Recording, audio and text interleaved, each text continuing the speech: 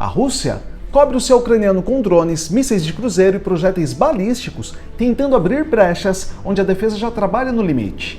Enquanto radares procuram centenas de ameaças, uma resposta silenciosa toma forma em fábricas menores, oficinas improvisadas e linhas de montagem. A Ucrânia prepara 50 mil drones de ataque capazes de reconhecer alvos e continuar a aproximação, mesmo sob bloqueio eletrônico. A encomenda não representa apenas mais aeronaves descartáveis. Ela aponta para uma força produzida em escala, atualizada pelo combate e parcialmente independente do operador humano.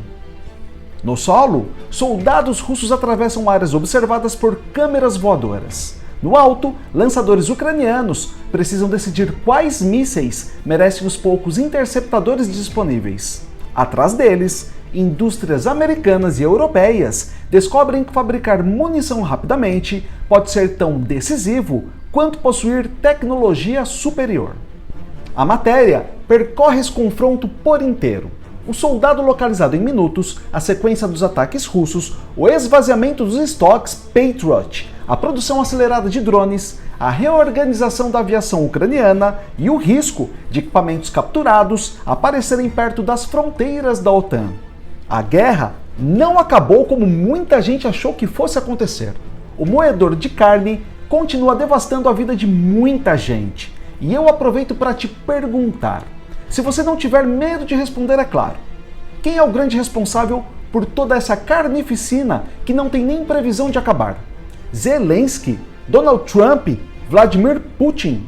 Não fique preso por causa de ideologia política, beleza? Pode opinar sem medo. E falando em Putin, dá uma olhada na cabeça dele. Muita gente fala que ele tem um tumor. Outros dizem que ele tem Parkinson ou caiu das escadas. Mas não é disso que eu estou falando. Eu estou falando da falta de cabelo dele. Ele poderia ter evitado, sabia? E eu sei que a queda do cabelo é um assunto que muita gente tenta ignorar no começo. Você percebe o cabelo mais fino, uma entrada aumentando, mas vai deixando para depois, ou acaba comprando algum produto sem saber se ele realmente faz sentido para o seu caso. A proposta da Manual é justamente tornar esse processo mais simples. Você começa respondendo gratuitamente a uma avaliação online. Depois médicos analisam as informações e, caso seja indicado, montam um tratamento de acordo com as suas necessidades. Tudo é feito sem você precisar sair de casa. O tratamento é entregue no seu endereço e você também pode contar com acompanhamento clínico pelo WhatsApp durante o processo. Então, caso a queda de cabelo ou a calvície seja algo que esteja incomodando você, vale a pena pelo menos fazer uma avaliação e entender melhor o seu caso. O QR Code está aqui na tela e o link também está na descrição. Com o cupom Núcleo da Terra, você recebe 40% de desconto e frete grátis no primeiro pedido.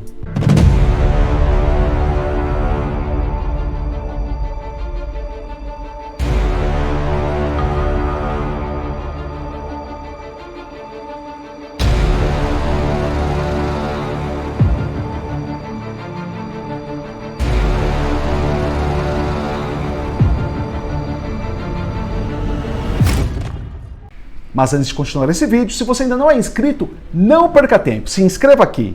Vale a pena, eu te garanto. E deixe seu like para o YouTube recompensar o Núcleo da Terra, beleza? E muito, mas muito obrigado pela força de sempre.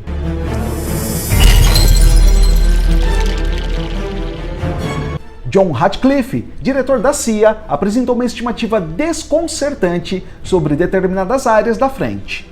Um recruta russo recém-chegado poderia permanecer apenas 20 ou 30 minutos em combate antes dele ser localizado, atacado, ferido ou morto por sistemas não tripulados que vigiam continuamente o terreno. Esses drones não procuram somente concentrações visíveis de tropas. Eles rastreiam soldados isolados, veículos blindados, peças de artilharia e posições de comando. Alguns permanecem imóveis durante horas. Outros acompanham alvos em movimento, esperando o instante em que a exposição se transforma numa oportunidade de ataque. A inteligência artificial reduz a dependência do piloto nos segundos finais. Quando a guerra eletrônica interrompe o enlace de rádio, certos sistemas mantêm a trajetória depois de reconhecer o alvo. O bloqueador ainda interfere, mas já não garante que a aeronave perca completamente a capacidade de atingir o objetivo. Uma análise citada por Radcliffe estimou que a relação de baixas chegou perto de 8 russos para cada ucraniano no primeiro semestre de 2026. Durante grande parte da guerra, esse intervalo havia permanecido entre 2 ou 3 russos para cada ucraniano. Esses números permanecem estimativas, não uma contagem definitiva. Ainda assim, encerram a primeira revelação. A superioridade russa em homens, artilharia e reposição não desapareceu, mas cada avanço precisa cruzar uma zona onde observar primeiro e encurtar o intervalo até o disparo passou a valer mais. E diante desse custo terrestre, Moscou amplia a pressão pelo ar. Em uma grande ofensiva de julho, forças russas lançaram 68 mísseis e 351 drones, combinando ameaças reais, imitações sem explosivos e armas de velocidades diferentes para sobrecarregar a defesa. Os drones e falsos alvos chegam primeiro. Eles obrigam radares a emitir, revelam setores protegidos e consomem munições mais baratas. Em seguida, aparecem mísseis de cruzeiro, que voam baixo, e projéteis balísticos, que descem rapidamente sobre objetivos selecionados depois de trajetórias muito mais difíceis de corrigir. Em outra ofensiva, a Ucrânia derrubou mais de 90% dos 351 drones e dezenas de mísseis de outras categorias. Porém, nenhum dos 23 projéteis balísticos foi destruído, expondo a camada que continua mais difícil de substituir e reforçar. Metralhadoras, canhões antiaéreos, bloqueadores e pequenos interceptadores conseguem enfrentar drones lentos. Contra mísseis balísticos, Kiev depende de sistema como Patriot, composto por radar, posto de comando, lançadores e interceptadores guiados para atingir a ameaça diretamente, antes que ela alcance infraestrutura ou tropas. A saturação encerra o segundo ciclo com uma escolha brutal. Se muitos alvos aparecem simultaneamente, a defesa precisa priorizar uma usina, uma base aérea, um centro de comando ou um bairro populoso. Proteger um ponto significa aceitar que outro permanecerá mais exposto durante aquela sequência de ataques. Até 19 de julho, a Rússia havia lançado 107 mísseis balísticos e 20 Zircon naquele mês. O volume superou estimativas sobre a capacidade mensal de fabricação, indicando o consumo de estoques acumulados para manter uma cadência que pressiona Kiev antes que novas defesas sejam entregues. Essa estratégia custa caro a Moscou, mas também altera a conta do defensor. Um drone simples pode obrigar radares, equipes e aeronaves a reagir. Um míssil mais sofisticado pode consumir interceptadores produzidos lentamente. A troca econômica favorece quem consegue apresentar mais ameaças do que o adversário consegue neutralizar. A Ucrânia disputa munição Patriot com outras guerras. Durante 39 dias de combates envolvendo Estados Unidos, Israel e Irã, defesas no Oriente Médio teriam lançado até 1.430 interceptadores, retirando dos estoques unidades que Kiev esperava receber para proteger cidades e bases. No fim de abril, algumas baterias ucranianas passaram a economizar durante os próprios ataques. Em situações nas quais seriam disparados 2, 3 ou 4 interceptadores contra uma ameaça balísticas, operadores lançaram somente um. Se ele falhasse, o tempo restante poderia impedir uma segunda tentativa. O terceiro ciclo termina fora das baterias antiaéreas. A Rússia testa a resistência ucraniana, mas também mede quanto tempo os aliados precisam para reconstruir arsenais. Possuir um sistema mais avançado deixa de bastar quando motores, sensores, propelentes, explosivos e componentes não saem das fábricas na mesma velocidade. A dificuldade aparece também na artilharia de 155 mm. Os Estados Unidos pretendiam elevar a produção mensal de aproximadamente 14 mil para 100 mil projéteis. Em março de 2026, a capacidade havia alcançado somente 36 mil unidades. Uma fábrica em Mesquite, no Texas, deveria entregar 30 mil corpos metálicos por mês. Apesar do investimento e da automação anunciada, não havia produzido uma peça que atendesse às especificações contratuais. Sem esse componente vazio, não existe projétil para receber explosivo, espoleta e carga propelente. Kiev responde concentrando recursos onde consegue inovar mais depressa. No primeiro semestre de 2026, contratos ucranianos para drones superaram 7 bilhões e 600 milhões de dólares, mais que o dobro do período equivalente anterior, espalhados por diferentes canais de compra e fabricantes. Unidades militares podem selecionar equipamentos numa plataforma dedicada e receber parte deles em prazo médio de 9 dias. Esse modelo reduz a distância entre a necessidade operacional, contrato, pagamento e entrega, evitando que uma solução chegue ao campo depois de um adversário já ter desenvolvido uma contramedida. A resposta industrial fecha o quarto ciclo com uma mudança de método. Comandantes das Forças Aeromóveis do 10º, 11º e 19º Corpos, além de Azov e Kartia, reuniram-se diretamente com fabricantes para discutir defeitos, atrasos, financiamento e exigências observadas durante operações reais. A encomenda mais visível reúne 50 mil drones FPV, Shriek e o sistema Skynode S. A combinação emprega visão computacional e orientação terminal para reconhecer e perseguir alvos móveis, inclusive quando interferências eletrônicas impedem que comandos enviados pelo piloto cheguem à aeronave durante a aproximação. Esses equipamentos foram associados a ataques contra helicópteros Mi-8, veículos blindados, sistemas de guerra eletrônica, peças de artilharia e o pesado lançador termobárico TOS-1A. O software também prepara futuras operações coordenadas, nas quais várias aeronaves poderiam dividir tarefas dentro de um enxame. A escala não elimina limitações. Um drone FPV carrega menos explosivo, percorre distâncias menores e depende de inteligência precisa para encontrar alvos valiosos. Sua vantagem está no custo, na quantidade e na rapidez de atualização, permitindo trocar câmeras, comunicações e algoritmos sem redesenhar toda a plataforma. Por isso, os drones não substituem uma força aérea. A Ucrânia ainda precisa interceptar aeronaves, lançar armas a distância maiores e disputar o espaço aéreo. A Suécia prepara a transferência de Gripen C e D, enquanto 16 Gripen E foram contratados por aproximadamente 2,5 bilhões de dólares. O quinto ciclo revela uma arquitetura, não uma arma milagrosa. O Gripen E é supersônico, monomotor e possui 10 pontos externos para armas e sensores.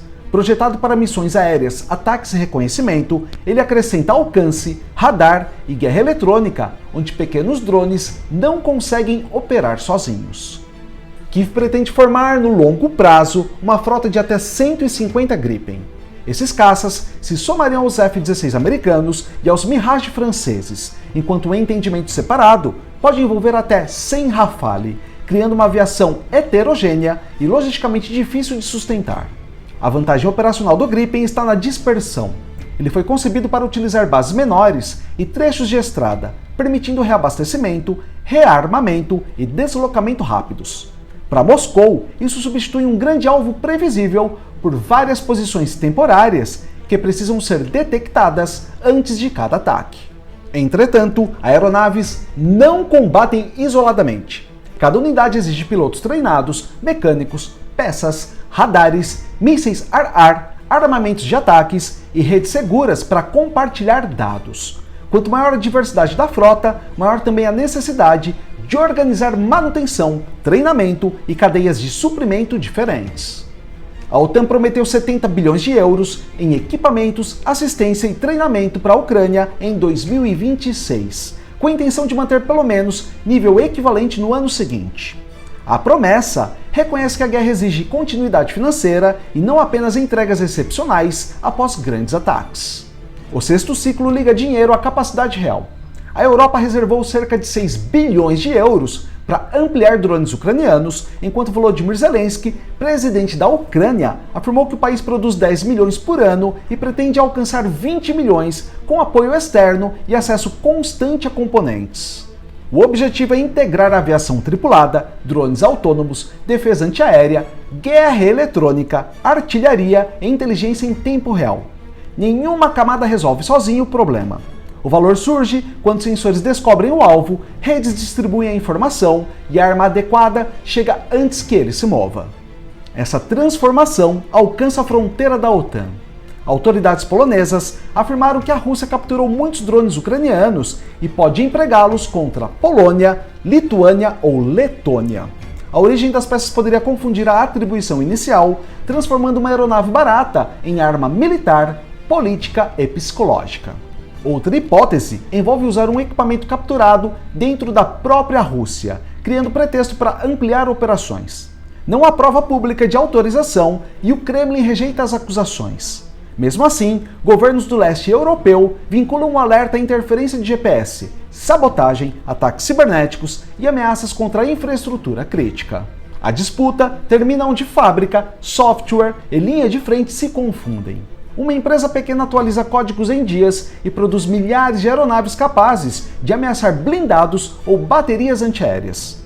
A Rússia conserva massa, artilharia, mísseis e soldados. A Ucrânia aposta em precisão, velocidade, inteligência artificial e adaptação industrial.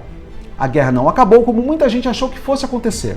O moedor de carne continua devastando a vida de muita gente e eu aproveito para te perguntar, se você não tiver medo de responder, é claro. Quem é o grande responsável por toda essa carnificina que não tem nem previsão de acabar?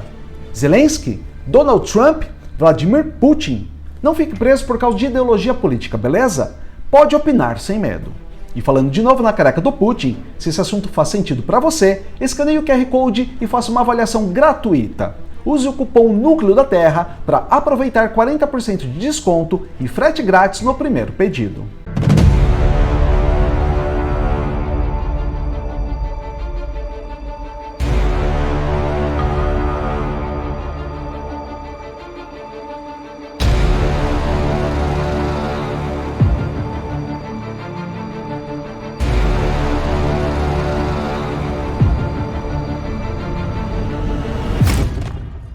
Muito obrigado por chegar ao final de mais um vídeo. Você é demais, eu te agradeço muito por isso. E se você ainda não é inscrito, não perca tempo, se inscreva aqui. Vale a pena, eu te garanto. E deixe seu like pro YouTube recompensar o Núcleo da Terra, beleza? E muito, mas muito obrigado pela força de sempre. E a gente se vê na próxima matéria.